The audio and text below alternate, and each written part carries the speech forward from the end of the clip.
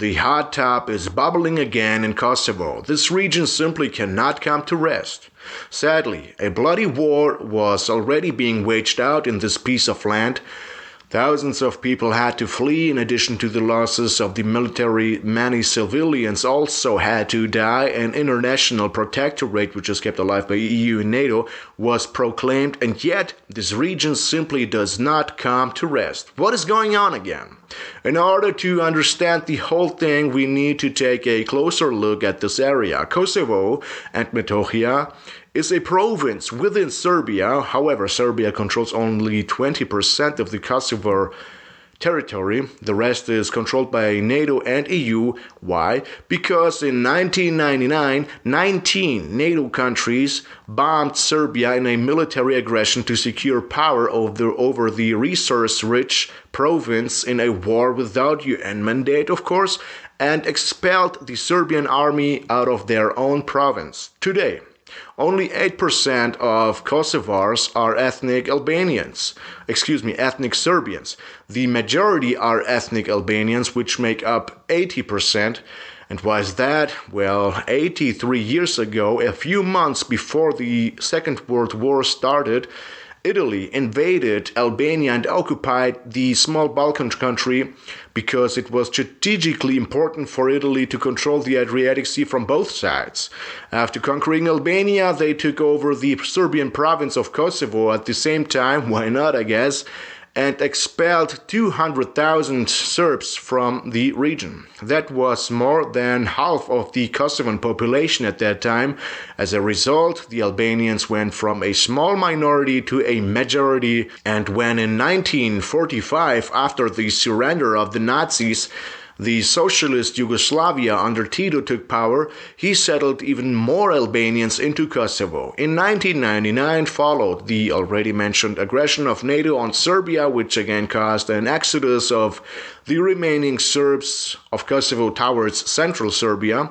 In 2004, in an anti-Serb hunt by Albanian Nazis, thousands more Serbs were expelled or killed. All civilians.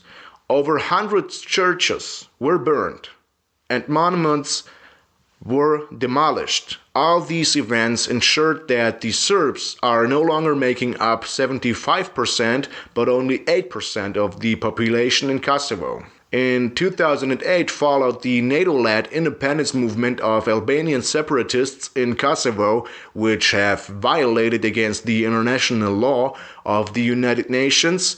Since then, the remaining 115 Serbs that are still in Kosovo have been subjected to daily terror and oppression.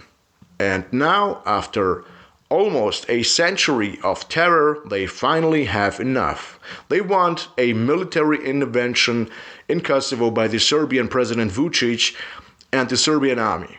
Militarily, NATO is no longer as strong as they were in 1999. Many states have withdrawn most of their troops, while in the year 2002, 50,000 NATO soldiers were stationed in Kosovo. Today, there are only 3,700 left. Heavy military equipment such as tanks, combat aircraft, or heavy attack drones are just as non-existent there as stable jobs for their youth. The Serbian military and its 40,000 soldiers could take over the area within 5 days easily, but in that case the Serbian state would have to reckon with sanctions and embargoes that would destroy the Serbian economy once again. That's why the Serbian President Aleksandar Vučić is so hesitant. He knows exactly that the Serbian economy is currently making enormous progressings, and all the efforts of the last 8 years would be ruined. It remains to be seen how the situation will develop at the end. I hope, in the interest of everyone on earth, that there will be no armed conflict. We need peace. We don't need war. It is better to negotiate peacefully for 100 days than to wage war for a day. My name is Gerald Belkason and you're watching the Serbo-Hebrew.